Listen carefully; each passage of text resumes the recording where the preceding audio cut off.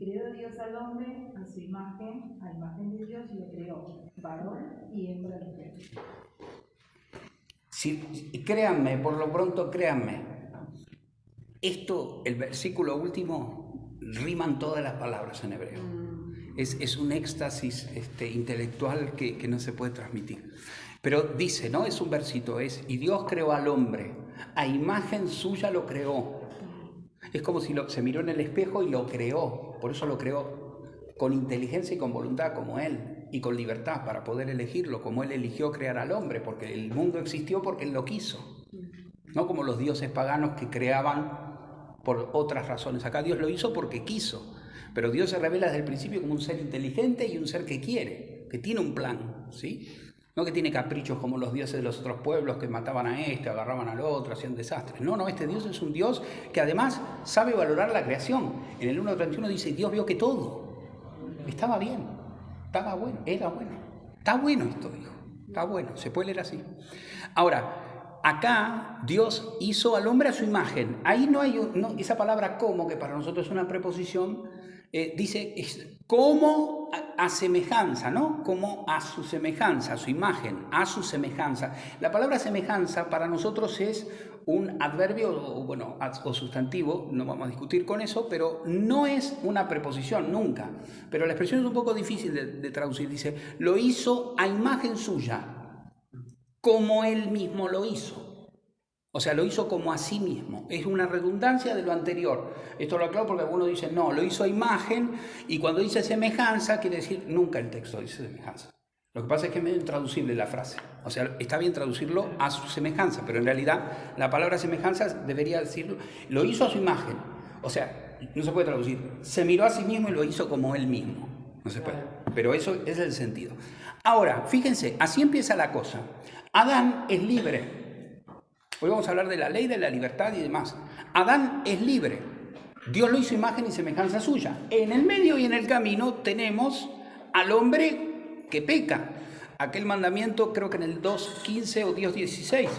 De todo podés comer, pero si comés de este, y ahí aparece por primera vez la primera expresión que en hebreo se va a repetir en ocasiones muy solemnes, que se pone un verbo y al lado otro verbo para decir algo solemne. Dice, y si comes de esto, muriendo morirás.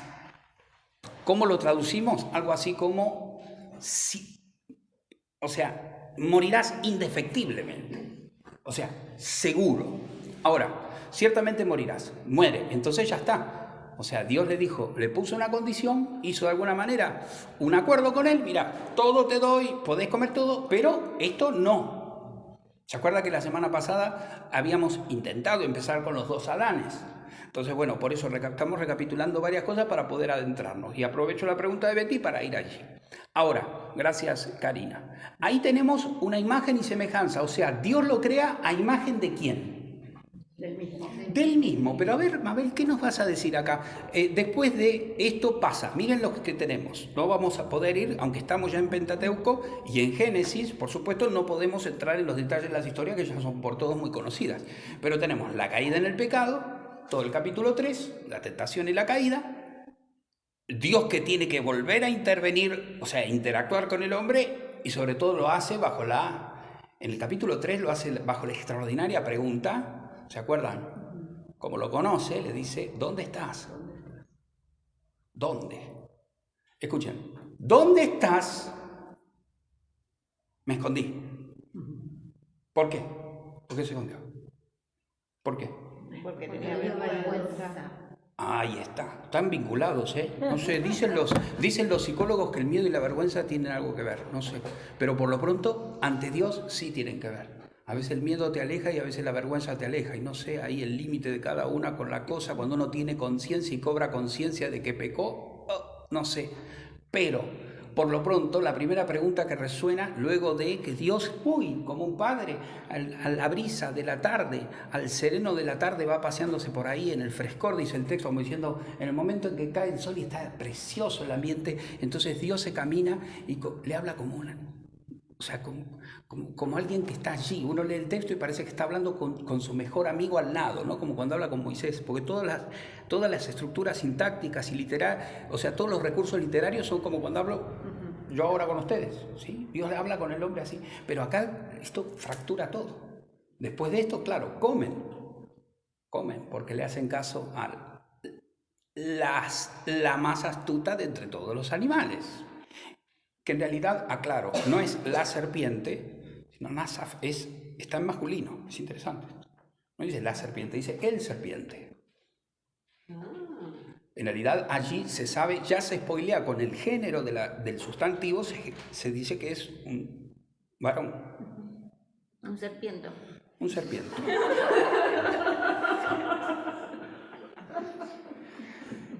No, bueno, pero a mí me asombró. Bueno. Entonces, ¿Y que sea masculino qué? es un toque, le da un toque de mayor personalidad y mayor rango. O sea, personaliza, deja claro que la serpiente, o sea, no sabemos cómo fue, pero que es alusiones de carácter simbólico. Porque siempre castigan a la mujer. Claro. Fue la mujer la que entró al pecado. En realidad son todos, claro, pero vos fíjate que el Señor sabe cómo diseñó la cosa. De esto no voy a decir mucho más porque no quiero diversificar demasiado el punto, pero el Señor, cuando va y le pregunta, no increpa a la mujer, de ninguna manera. Al hombre. ¿Y él qué le dice? La mujer que... Eso está bien, pero es una dinámica normal, tampoco es tan grave, no, o sea, no tendamos allí. Es uno al otro porque en realidad, pero la responsabilidad legal, jurídica, técnicamente es del varón. O sea, el varón tiene que responder. O sea, ¿dónde estás? Pero la pregunta es ¿dónde está? No tiene nada que ver con la del capítulo 4. A Caín le advierte de la tentación, le advierte de una manera mucho más explícita porque se le cae el semblante al ver que su hermano es agradable a Dios y él no. En realidad él también lo es, pero no importa, no quiere. O sea, no le gusta el agrado que tiene, no le gusta cómo Dios lo mira, le gusta cómo Dios mira al otro. Y entonces cuando Caín mata a Abel, la pregunta no es ¿dónde estás? ¿Se acuerdan cuál es? ¿Dónde está tu hermano? ¿Qué hiciste? ¿Qué hiciste? ¿Qué hiciste? Porque ya ahí hay conciencia. O sea, no te voy a preguntar dónde estás. Ahora lo que quiero saber es ¿qué hiciste?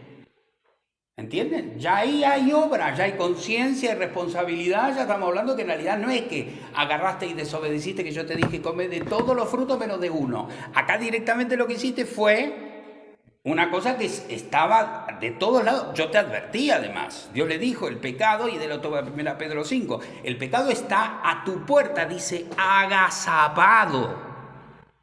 Te está ahí y te codicia, dice, te desea. Esa palabra se utiliza cuando alguien desea a alguien en sentido más intenso, ¿no? El pecado ahí te desea, y habla de pecado también como si fuera una persona. Está ahí, te desea, pero está hablando del diablo. O sea, está ahí, te desea. Pero vos podés sobre él. Dios se lo dice. Termina de escuchar, yo puedo sobre él. Cualquier semejanza con las tentaciones y la realidad nuestra es por casualidad. Yo puedo decir que no a esto, puedo. Y entonces, dice el texto, entonces le dijo, habló, le dirigió la palabra, no a Dios, al hermano. Salgamos del barco. Ahora, volviendo a esto, vamos al capítulo 5, digo, Caín, Abel, ahora vuelvo a Betty, pero veamos qué pasó en el medio, en el 5, 1, 2, a ver qué nos dice. Bueno, después me vuelvo solo la pregunta, porque no la encuentro que hiciste, ¿eh? Bueno. Es que a ver si está traducida mal. 5, 1 y 2, Génesis. Este es el libro de las generaciones de Adán. El día en que creó Dios al hombre, a semejanza de Dios lo hizo. Varón y hembra los creó y los bendijo, y llamó el nombre de ellos Adán, el día en que fueron creados. Y vivió Adán 130 años y engendró un hijo. Ahí viene. A su semejanza. ¿A quién? A su semejanza. ¿A semejanza de quién? De Adán. ¿Se dan cuenta? Ya cambiamos. ¿Qué se perdió? Adán, ¿a qué imagen había sido hecho? De Dios. ¿Y la descendencia de Adán? Adán. Está bueno eso. Pasó algo. Ahora, eso para que tengas así un poco de marco y ahora vuelvo a lo tuyo, no lo diré. La Biblia, esto es importante que lo tengamos en cuenta. Antiguo, Nuevo Testamento, todos los escritos, en realidad podría, ahora porque estamos con Biblia, pero lo que tenemos es una especie de narrativa, vamos a llamarla como antes decía. No es un libro de historia, pero tiene cuestiones históricas. No es un libro de ciencia en absoluto, pero tiene, por supuesto, contiene un montón de, digamos, de contenidos científicos que llamaríamos hoy. No es un libro de psicología, de antropología, no lo es, pero hay un montón de psicología allí. O sea, no es un libro de literatura, pero están todos los géneros literarios y todos los genios literarios, además de géneros, los genios allí puestos, ¿sí? Es una narrativa. Los actuales estudiosos que interpretan esto lo llaman narrativa teológica. Es decir, son relatos de distintos géneros que nos hablan de Dios. Pero escuchen, el que nos habla de Dios es Dios. No es lo mismo. O sea, eso es lo que creemos. Es el primer punto de la fe. Ahora, Dios nos va a decir... No quiero irme tan lejos allá al discurso de la última cena cuando Jesús dice, todavía tengo muchas cosas que decirles, pero ustedes no las pueden soportar, no las pueden cargar. Pero cuando venga el Espíritu Santo, ¿se acuerdan?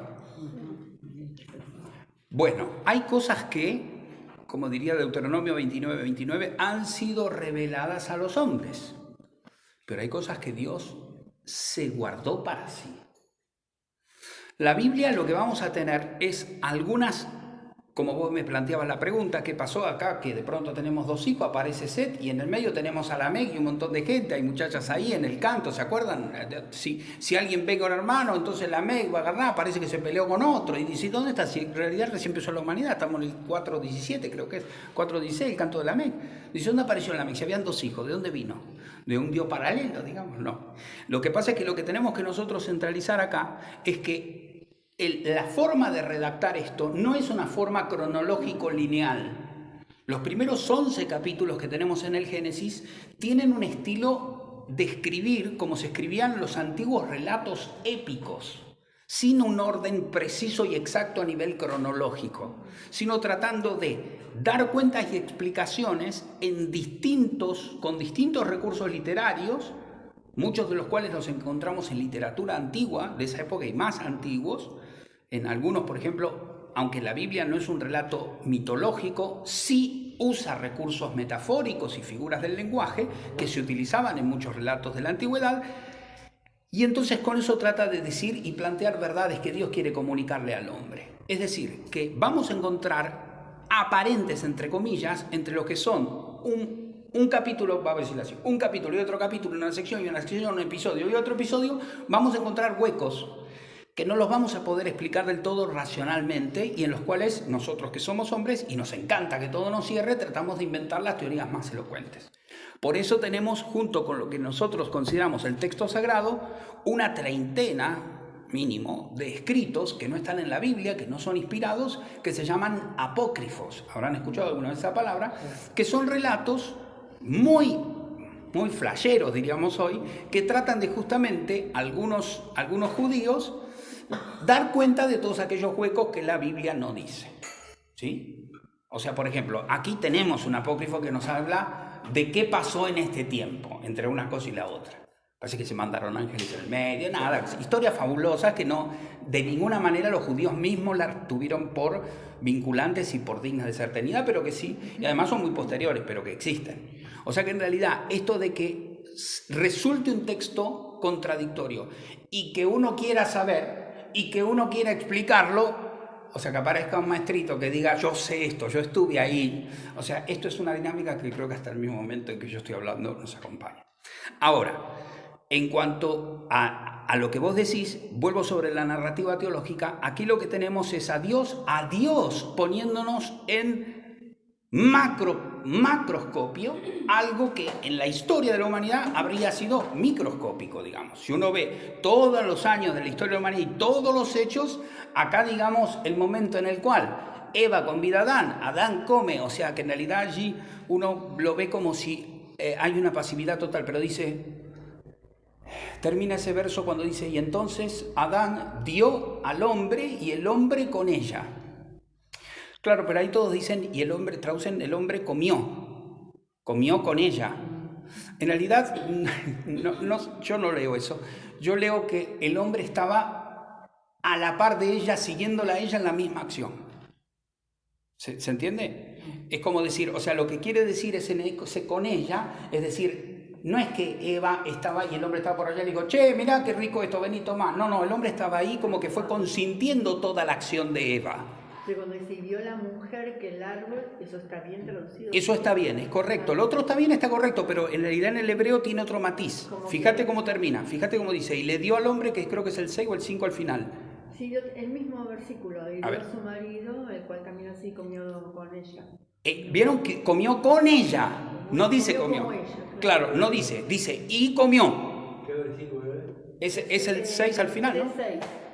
Dice, y él le dio a él y él comió. Hay una coma allí, un signo puntual en hebreo, y luego dice, y el hombre con ella. O sea que se podría traducir tranquilamente, el hombre estaba con ella. Bueno, escúchame, vos decime si te voy respondiendo a cuando más o menos te pueda responder. ¿Alcanzó? No significa esto que la historia única que existió, como cuando veíamos Jueces, es la que estábamos nosotros presenciando mientras se daba la narrativa teológica. Esta introducción me parece una introducción a todo lo que es la cosmovisión general que tenemos, teológica, la visión, cómo entendemos nosotros el punto de partida para entender la revelación de Dios. Me parece que es una mirada de la historia, lo llamo una hermenéutica, un modo de interpretar la historia y la trama bíblica, ¿sí? De esta forma, es decir, viendo desde Adán los distintos tratos de Dios con las personas y con el pueblo hasta llegar a Cristo. Ahora vamos a empezar a ver la parte de Pentateuco, pero para la parte de Pentateuco tenemos que otra vez ir a donde estuvimos yendo al comienzo, es decir, tenemos que ir al Edén, tenemos que ir a Adán, tenemos que ir a ese primer, con el inglés tengo problemas en su pronunciación, pero se dice alianza y pacto, se dice covenant. Bueno, la palabra alianza, pacto, hay un tema acá, aclaro. La palabra pacto y alianza son exactamente igual. A mí me gusta más la palabra alianza, pero pasó algo con la alianza. Con la alianza pasó que Agustín de Hipona, dijo que Dios había hecho la alianza con la humanidad que al final se sintetiza en Cristo y Cristo la dejó y depositaria en la iglesia. Por lo tanto dijo que el pueblo de Dios es el nuevo pueblo de Dios, una nueva realidad que se inventa con la venida del Espíritu Santo y se llama iglesia. O sea, el reino de Dios para la Iglesia Católica Romana es la iglesia. ¿Se entiende esto? Pero no pensamos eso. No, claro, no. ¿Quién? Es muy fácil. Nosotros tomamos la Biblia, la leímos en un sentido literal y creemos y esperamos que Jesús, como dijo literalmente, va a venir a reinar aquí.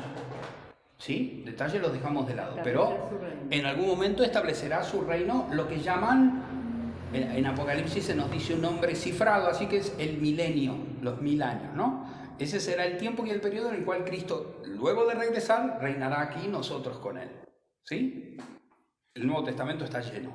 Lo que hizo Agustín de Hipona fue hacer una interpretación, San Agustín, lo que hizo fue hacer una interpretación. En un libro que se llama La ciudad de Dios, planteó que existen 2 ciudades y tienen cada una su rey. Acá reina el Imperio Romano, está la ciudad terrenal, que es la ciudad del pecado, y que hay una ciudad celestial donde reina Cristo. Pero que Cristo no reina acá, acá reina el diablo. Y que en estas 2 ciudades se van a ir hasta el fin del mundo cuando Cristo venga y coincida todo, fin del mundo, todo y no se sabe, y al final Cristo allí va a reinar con el Padre para siempre. O sea, no hay en el catolicismo no hay una escatología, digamos. No hay un desarrollo de la historia después.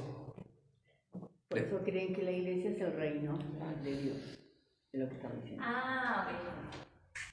¿Y la alianza, la palabra alianza entonces? Entonces la palabra alianza, claro, la usa Agustín para referirse a eso. para referirse al pueblo. El pueblo de la alianza es la iglesia.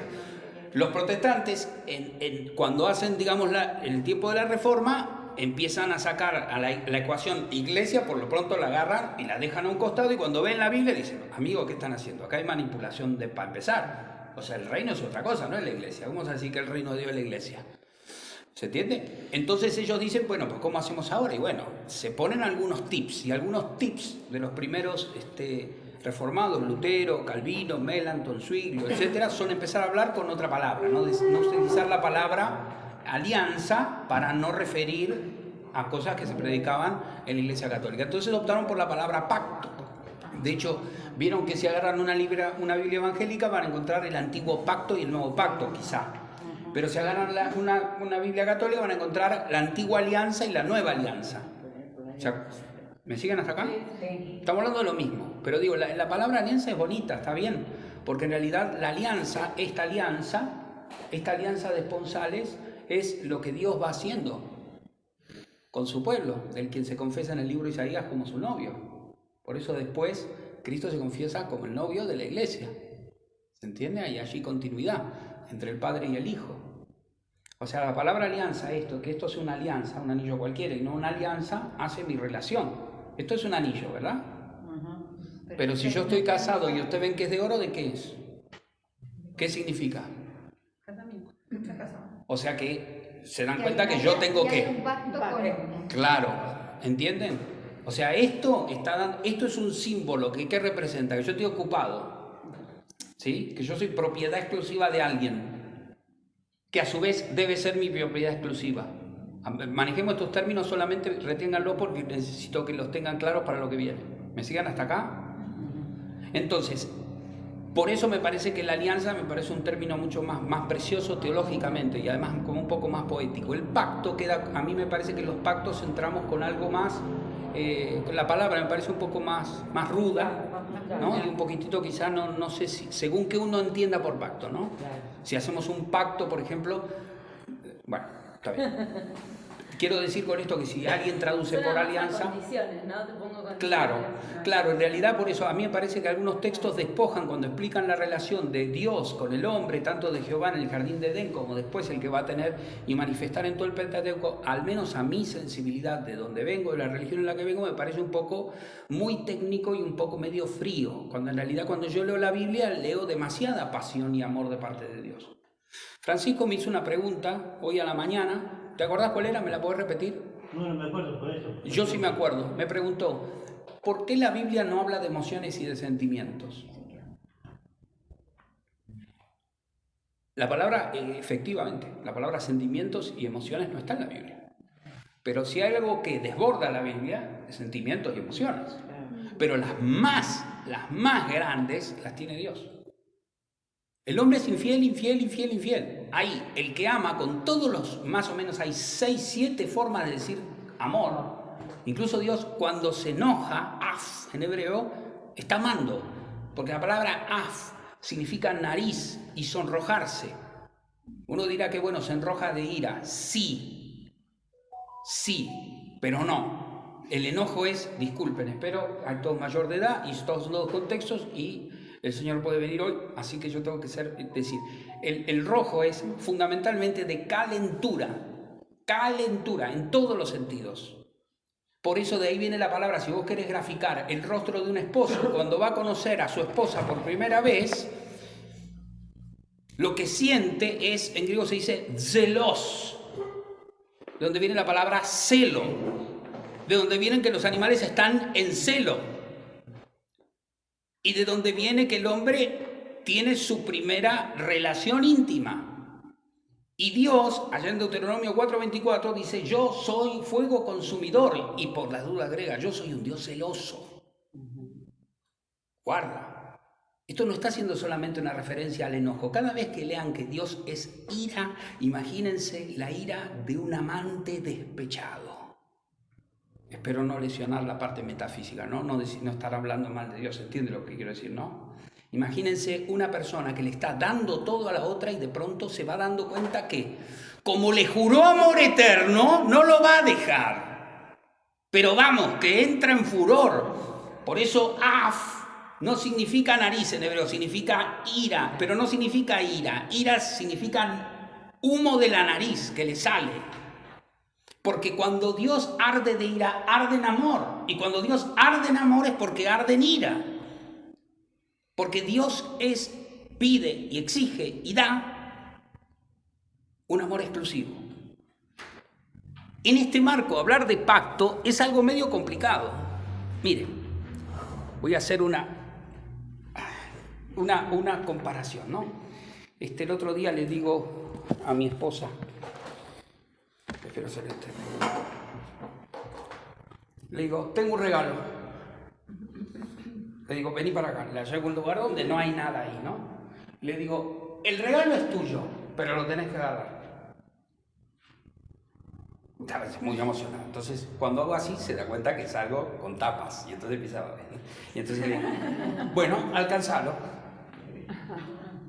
Si lo agarras es tuyo. Va, lo primero que hace es buscar escalera. No, ni escalera ni silla, agárralo. Ya la cara le cambió, ¿me estás cargando? ¿Me lo vas a dar? Dámelo. No. Me dice, te voy a pegar, te voy a pegar. Le digo, no se vale. Yo no sabía por qué estaba poniendo ese ejemplo, pero era para hoy. El Señor me preparó. Ahorita hizo cosquilla y ya está. Yo había pensado otra cosa, pero dice cosquilla. Síganme el ejemplo para los... no. Voy En a... la boca del estómago. Escuchen, voy a dirigir el ejemplo, a ver si... Quedámonos con la imagen, ¿no? Dios va a hacer alianza y va a hacer distintos pactos con las distintas personas, pero no está haciendo un juego de histeria. Simplemente esto es un gráfico. Yo estaba decidido a darle a Nuria el libro, pero había un problema. Ella no alcanzaba. Amén. Ese es el problema que tenemos. Nunca vamos a dar la talla. Pero Dios no nos está pidiendo algo, como dice Deuteronomio. La palabra que yo pongo hoy ante ti no está tan lejos que puedas decir hacia dónde tengo que bajar, hacia dónde Pablo en la carta a los Romanos cita esto. No, está cerca de ti, en tu corazón. Vos si querés podés cumplirla. O sea, Dios va a empezar a hacer tratos y antes nosotros estamos acostumbrados demasiado a lo que es el universo de la gracia y decimos las obras no. Pero las obras formaron parte del sistema fundamental con el cual Dios tenía que tratar con el hombre cuando era chico, disciplina básica. ¿Se entiende? Ahora, es muy curioso esto. Dios hace pacto con su pueblo, primero lo hace con Adán. Acuérdense. 2.14, 2.15. Podés comer de todo, pero de este no. Y hay consecuencias. Igual Dios mantiene su palabra y promete. Una descendencia de Eva aplastará esa cabeza. El hombre sigue y la humanidad continúa. Y allí por el capítulo 6, Dios se da cuenta que el corazón del hombre al final está podrido, torcido. Dice, y vio el Señor, 6.6, dice que el corazón del hombre estaba completamente todo el tiempo inclinado al mal. Wow. Bueno, decidió. Otro juicio. Vino el diluvio, todos conocemos, pero uno con su familia se salvó. ¿Quién fue? Noé. Pero si van al capítulo 9, después de que Noé sale toda la historia del diluvio, hace un pacto con Noé. ¿Se acuerdan? Si van al capítulo 9, aparece Jehová de vuelta diciendo, sean fecundos y multiplíquense, dando otra vez la orden. Pero entonces dice, pero esto ya lo escuché de algún lado. Claro, está mal. Porque una nueva humanidad se hace presente. Dios hace como borrón y cuenta nueva. Pero en el capítulo 9 dice, no, me comprometo a algo. Escuchen esto, porque así promete Dios. O sea, Dios promete siempre en cierto sentido, siempre desde la gracia. Desde el minuto cero es gracia. ¿Entienden? Aunque el trato sea, aunque Dios pueda exigir justicia del hombre, o sea, que el hombre se porte bien, que el hombre responda con un buen obrar. Por eso estaremos en todo el Antiguo Testamento lo que sería el gran periodo de la justicia y de la moral y de la ley. Sin embargo, siempre de parte de Dios es gracia. Por eso Dios le dice, a ver, me comprometo, voy a hacer un pacto, no con vos. Qué precioso. Dice, voy a hacer un pacto de que no voy a destruir más al hombre. ¿Qué pacto es ese? Y agrega, porque veo que aún así sigue tendiendo al mal. Entonces ahí pone el arco iris, ¿se acuerdan? Sí. Y dice, esto es mi pacto. Claro, en esas culturas muchos veneraban y adoraban al arco iris, no podían explicar ese fenómeno, y sobre todo por la geografía de Palestina aparecía de lado a lado y marcaba la totalidad del universo. Entonces, al querer decir eso, pongo esta marca mía en el cielo. Dios lo que está queriendo decir es, para siempre, bajo ciertas condiciones, aunque ustedes no me vean, esto existe, pero se va a manifestar a ustedes. Y ustedes van a saber y estarse seguros que yo soy fiel. Porque en realidad solamente el arco iris va a dejar de existir cuando exista esta tierra. Y aún así, por lo pronto, no sabemos. Pero en principio, mientras estén dadas estas condiciones físicas, se estará. Pero ya sabemos que Noé también falla, ¿no? De hecho, bueno, lo primero que hizo, viejo, fue comprarse una bodeguita. Y bueno, no terminó bien. No estoy juzgando, simplemente estoy diciendo lo que dice el texto. Parece que al hombre le gustaba.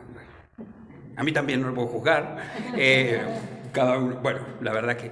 Pero sin embargo, digamos, hace un pacto, se renueva, pero la cosa no haya. Tenemos siempre a Dios poniendo, siempre con promesas gigantes, sabiendo que el hombre no va a poder.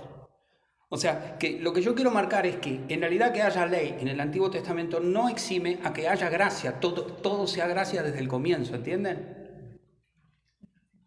O sea, porque estamos muy acostumbrados, al menos yo, no sé, quizá me confunda, pero veo que en el mundo evangélico la palabra parece que, según donde la pronuncia, es el decir obras, justicia, ya parece que es como una mala palabra, ¿no?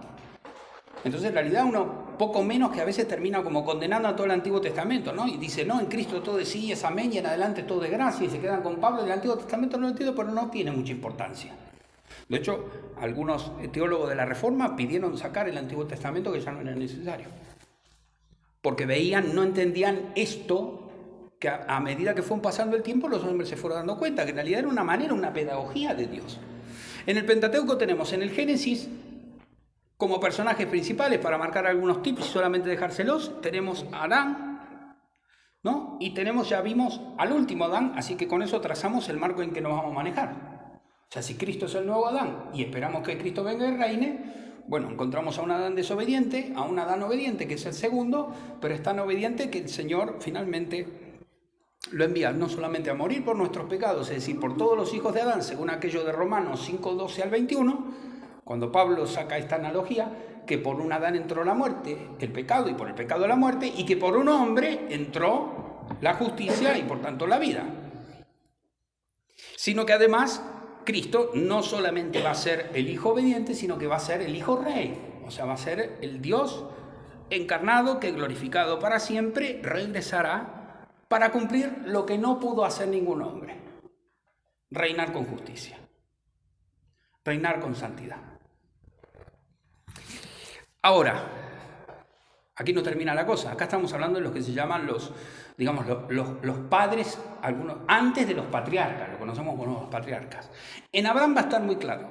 Dios con Abraham va a hacer un pacto, una alianza muy particular, tan singular y tan única que la va a repetir Dios 3 veces. En el capítulo 12, en el capítulo 15 y en el capítulo 17.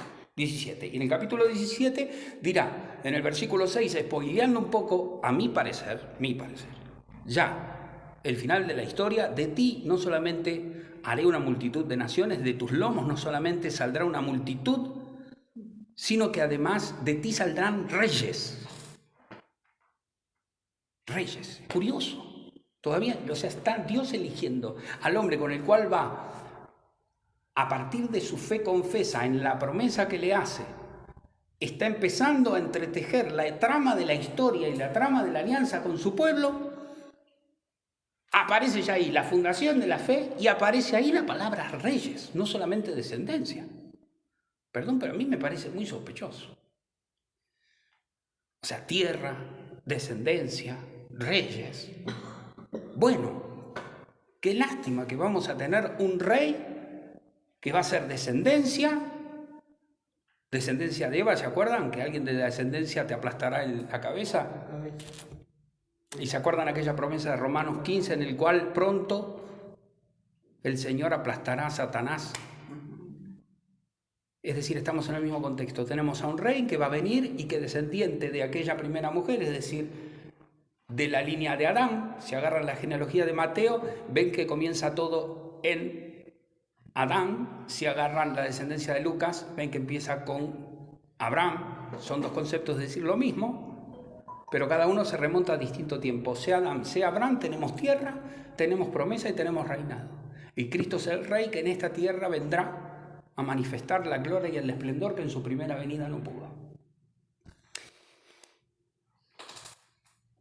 Todos los elementos, ¿entienden? Dios va desde el principio poniendo algunas condiciones, algunos requisitos para establecer su trato, ¿sí? O sea, eso no lo perdamos de vista. No es algo que está forzado, añadido, que alguien no es teología, eso en el sentido de que no es especulación humana. O sea, si uno ve a Adán, hay algunos requisitos allí, y si no se cumple lo que Dios establece, van a haber consecuencias inevitables.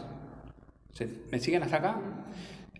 Si uno ve con Noé, también se da lo mismo. Si uno ve con Abraham, no se da lo mismo. Hay dos alianzas en el Antiguo Testamento que aparecen hechas, que curiosamente no tienen posibilidad de que algo salga mal. Y es la de Abraham y la de David.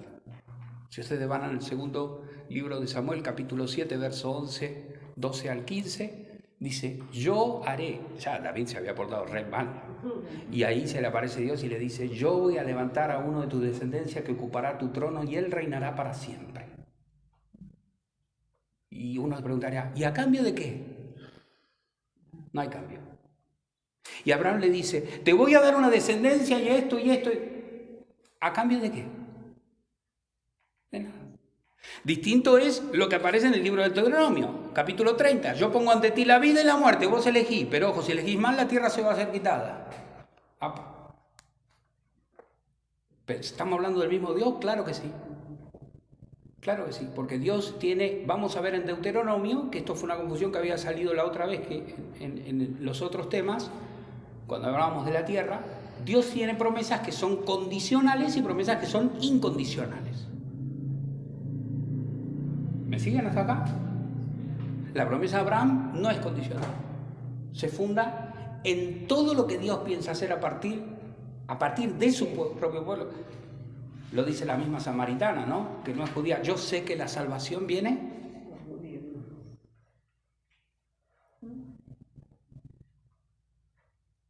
Para eso es necesario que actúe Dios. Porque si Dios va a hacer un pacto en el cual va a depender del hombre que se porte bien, estamos fritos. Entonces, cuando algo Dios lo quiere hacer de modo que no salga mal, hay margen de error en los accidentes, pero la trama de la historia la funda su creador y su hacedor y su padre que la conduce. Para Abraham no habrá condición. Para David no habrá condición. ¿Por qué? Porque Dios es hermosamente Dios. Y habrá otra más. La adelanto para que no quedarnos tuertos, pero aquella que spoilea Jeremías 31, que será la alianza en sangre nueva y eterna. Si leen Lucas 22, 7 en adelante, será pura coincidencia. No, mentira. Ahí está anunciada. Está anunciada la tercera alianza que será la perfecta, la definitiva, aquella que se sella en la sangre del Cordero. Cordero, dije, Cordero. Vamos al Cordero. ¿A quién le gusta el libro del Levítico? ¿Cuántas veces lo han leído? Vamos a... Una seguro. ¿Entero? Sí. ¡Júralo! ¿Pero desde el título? ¿Con título? Todo. Muy bien. Es un libro que vieron que es medio duro, ¿no? El otro día un hermanito, un joven, me pregunta, me dice, bueno, no tan joven, yo porque me siento viejo y veo a todos más jóvenes, pero no. Me pregunta y me dice, ¿me podés, por favor? Estuvimos leyendo en casa Levítico. Decime una sola palabra para que no me espante y para que siga leyéndolo. Me dice, porque la verdad que estoy en los animales, la pezuña, en la sangre. Me dice, es una carnicería eso. Me dice, no aguanto más. Me dice, decime, por favor, una razón, una idea por la cual ese libro está ahí, porque de veras no lo entiendo. A mí me encanta. Y yo digo, claro, en realidad deberíamos nosotros somos culpables, porque nosotros tenemos que advertir.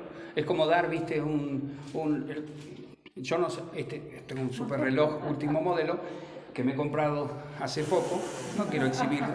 ¿Todavía lo tenés?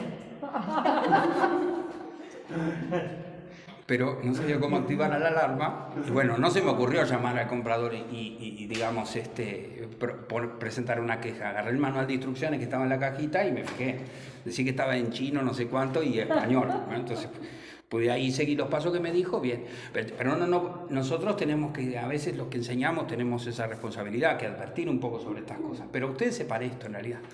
Todo el sistema de sacrificios, todo el derramamiento de sangre, toda esa deducción de que, voy a decirlo como si, ayer justo mismo un hermanito, un joven de esta iglesia nuestra, me preguntó, ¿cómo es esto de que la vida del hombre está en la sangre?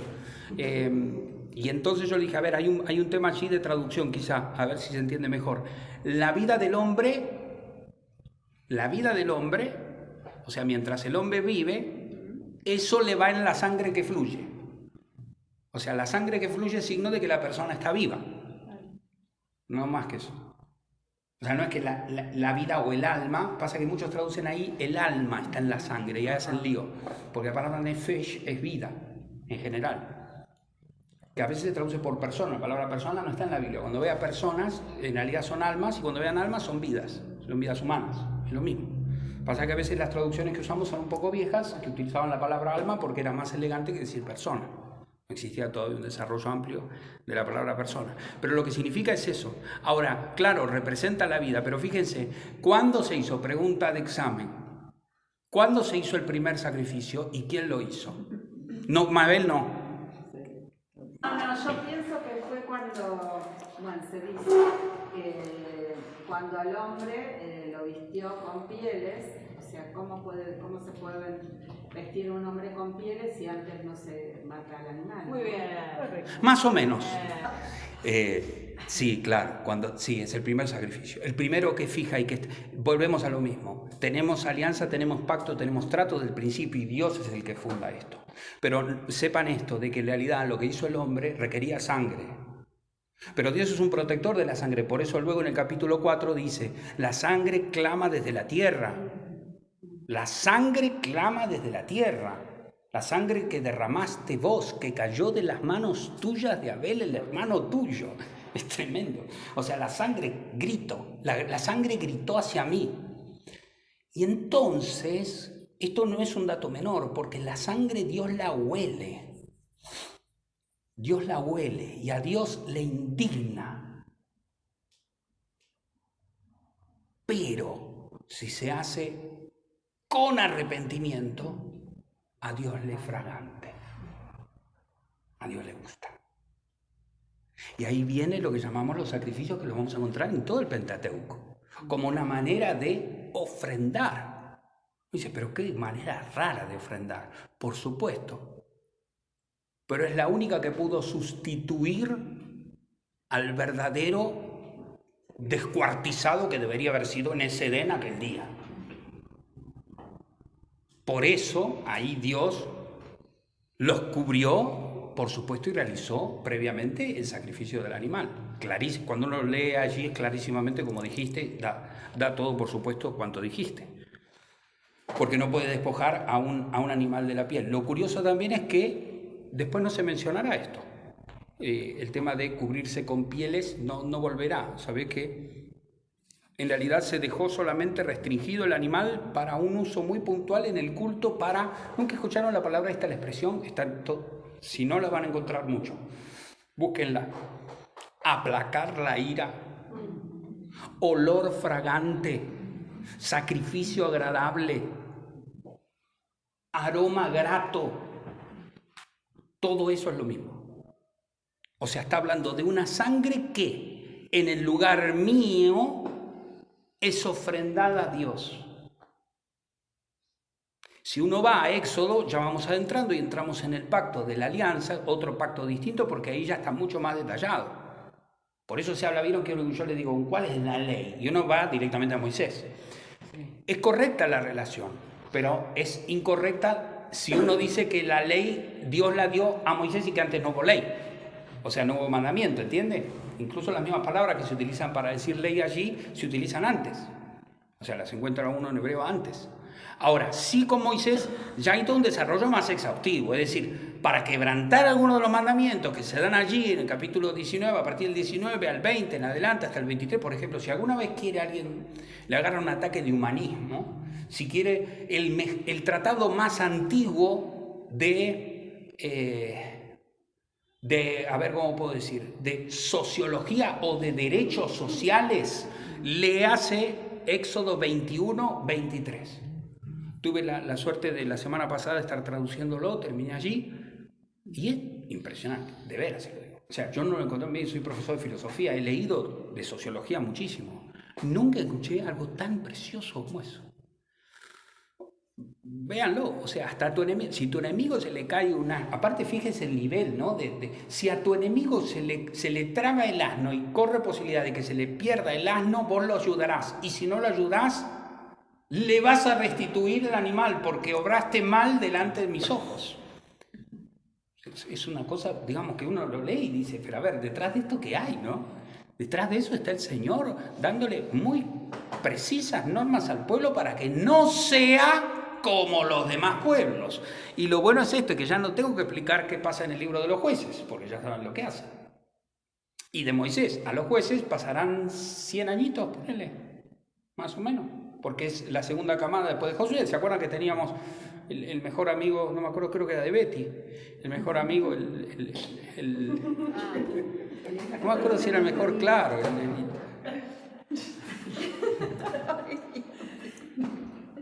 Está bien. Bueno, ¿hasta acá alguna pregunta o no?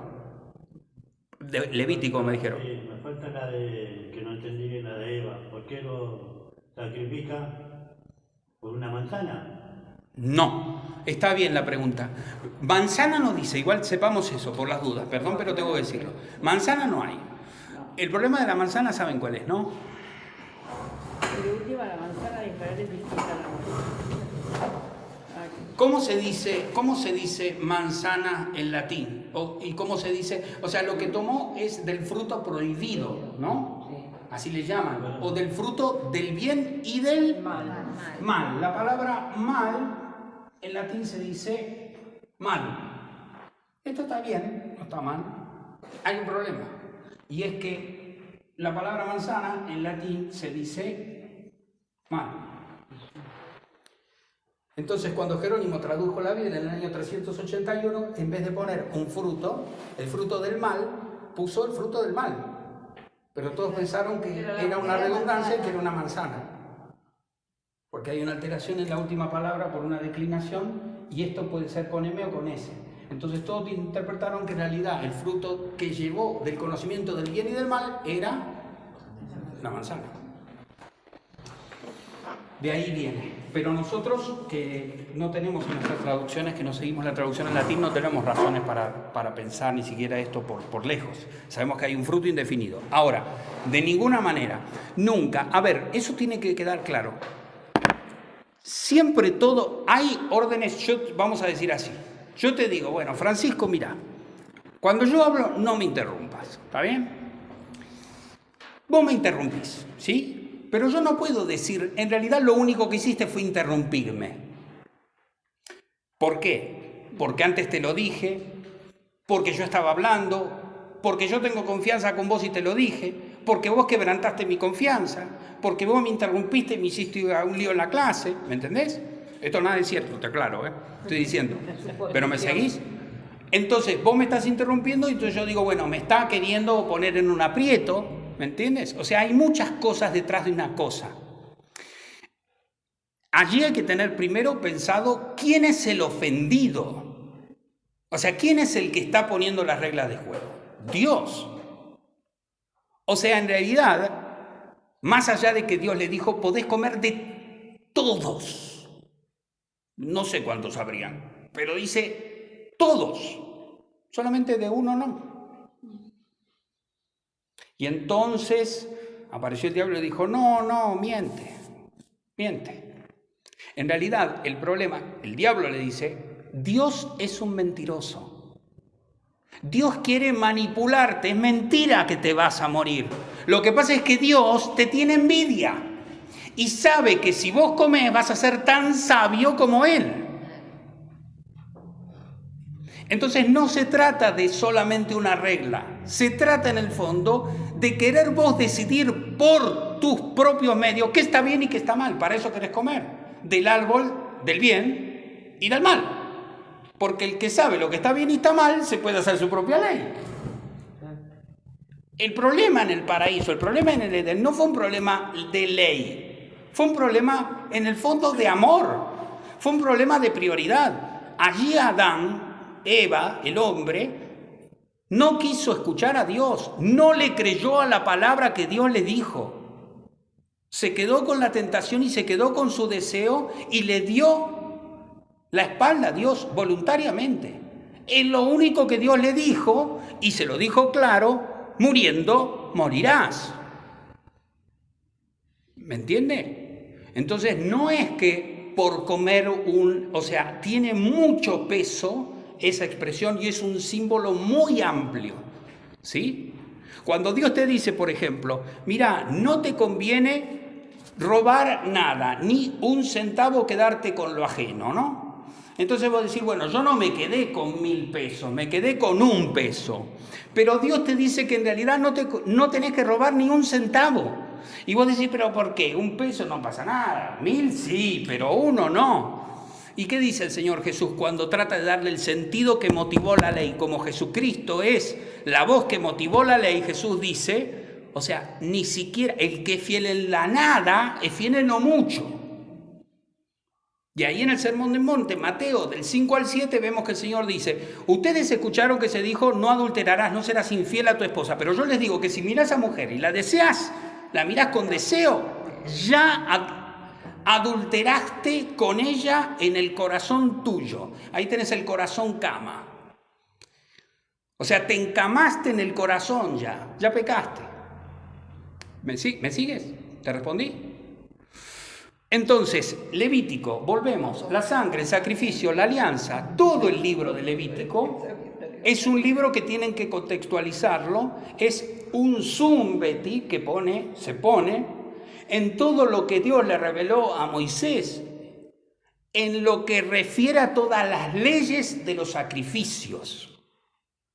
Ahora, no necesito creo que hacer demasiadas aplicaciones porque las vengo de alguna manera desperdigando mientras voy hablando, de que en realidad todos los sacrificios era una vez más Dios levantando el libro diciendo, este regalo te lo voy a dar, pero llega a él. Lamentablemente, ese hombre que pecó, se apartó de Dios y quiso ser la suya, lo va a hacer así hasta que crucifique al mismo Dios. No es distinto. El corazón del hombre no ha cambiado. Ahora, Dios es el que va cambiando para ir realizando su propósito y va teniendo distintos tratos. Y en la cruz, Dios decide dar vuelta a la historia. Y entonces ya lo que hace, agarra el libro del Levítico y cada una de todas las profecías, las cumple todas plenamente, pero en él mismo, en su propio Hijo. Porque se da cuenta, siempre lo supo, que nunca iba a estar a la talla. Por eso vino y se encarnó. O sea, la encarnación tiene una razón muy clara. Dios quiso establecer un pacto y hacer con un pueblo que le sea justo, pero de alguna manera sabía hacia dónde se encaminaba y ya había hecho su ministro y provisión. Por eso dice Samuel Pérez Millo, dice, cuando Dios dijo, hágase la cruz, hágase la luz, estaba pensando y diciéndose para sí, hágase la cruz. Cuando Dios dijo, allá en Génesis 1, 2, 3, hágase la luz, ya estaba diciendo, en su corazón dijo, hágase la cruz. No es el plan B Jesucristo. Jesucristo es el plan cero, el plan antes del A. ¿Por qué? Porque creó al hombre a su imagen. ¿A la imagen de quién? A la imagen del Hijo, que es la imagen visible del Dios invisible. Colosenses 1:15. Él es la imagen. Él es el hombre perfecto. ¿Entienden esto de dónde van los dos Adanes?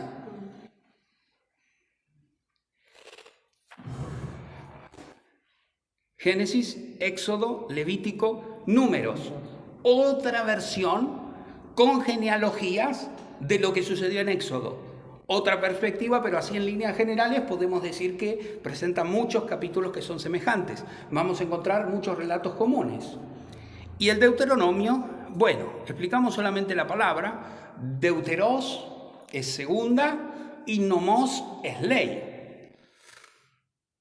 En realidad es como una especie de segundo éxodo, porque si ustedes atienden, ¿se acuerdan que el éxodo del capítulo 1 hasta el capítulo 11, hasta el final, los primeros quizá versos del 12, es el pueblo, el Génesis termina con José en Egipto, ¿se acuerdan?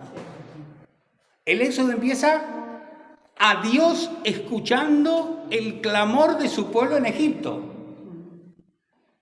El éxodo termina con la ley ya establecida y todo el código legal y todo el régimen de sacrificios. El Levítico desarrolla como un gran paréntesis todo este tema de el sacrificio, la sangre, la vida, la sangre en la vida. Y ahora aclararé una cosa más. El libro de Números encara desde la perspectiva de las genealogías para que no se pierda, digamos, la línea davídica, y Deuteronomio recoge los discursos de Moisés.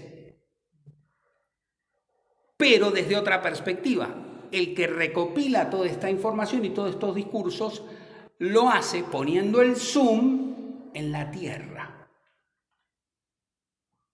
Ahora rebobino un poquitito y en realidad para ustedes adelanto. En el tema de Jueces ya vimos qué pasa con la tierra. Dios manda a tomar posesión, pero en realidad desde Éxodo 12... Cuando Dios le dice al pueblo que salga de Egipto para celebrar a Jehová, ya ahí le promete que le va a dar una tierra y él tiene que encaminarse hacia allá. Lo que pasa es que el hombre se distrajo un poquito. Y cuando llegó a la tierra también no hizo del todo lo que tenía que hacer, ¿no?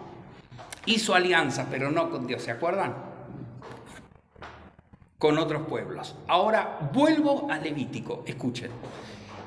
Y termino.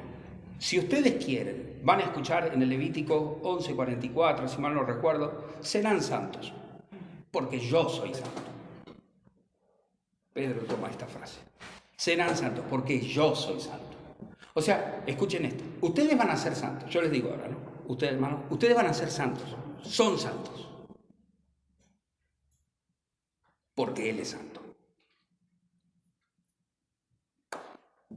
O sea, el Señor estaba en Levítico 11:44 dando prácticamente lo que después iba a terminar haciendo por medio del sacrificio de su Hijo. Santificarnos a nosotros con la sangre que santifica. Por eso el Señor declara en el mismo Éxodo, yo soy el que santifica. Nadie puede ser santo por sí. El Antiguo Testamento dice que uno se santifica por obras.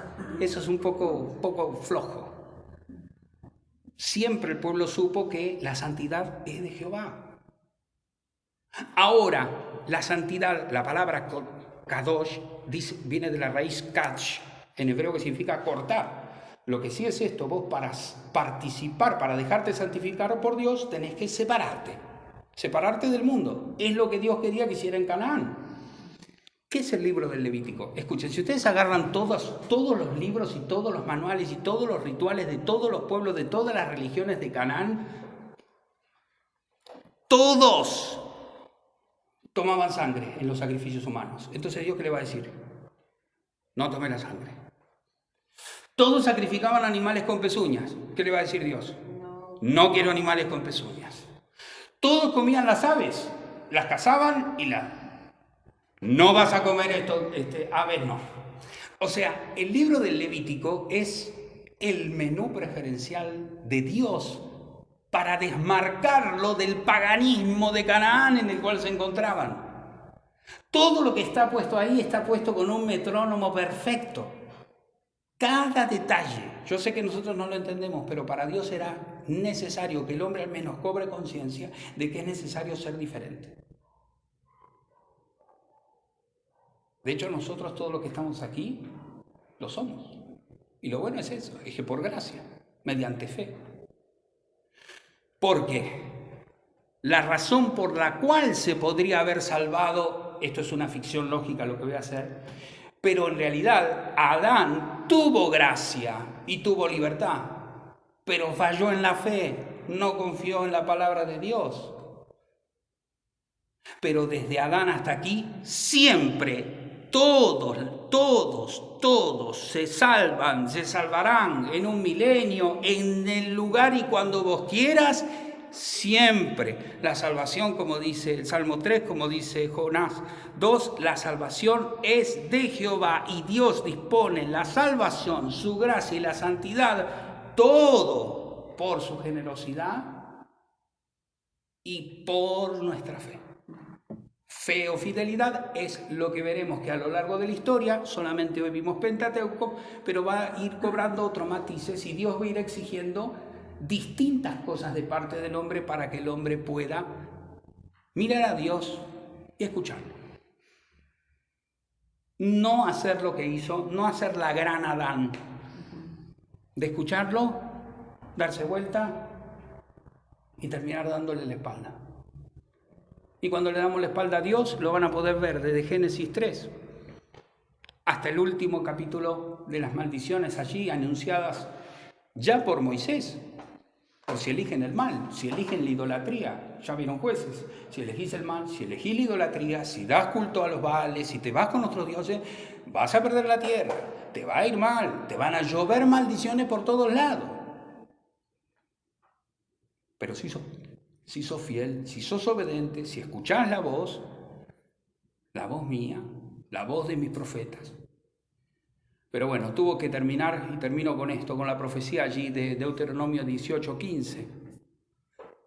Con Moisés el Señor sabía que iba a fracasar, por eso al mismo Moisés, que es el portavoz de la voz de Dios para la alianza, la paradigmática alianza para el pueblo de Israel, Dios le dice, y esto supongo que habrá sido algo chocante para el mismo Moisés, ¿no? Después de vos voy a levantar a alguien como vos, pero a él sí lo escucharán.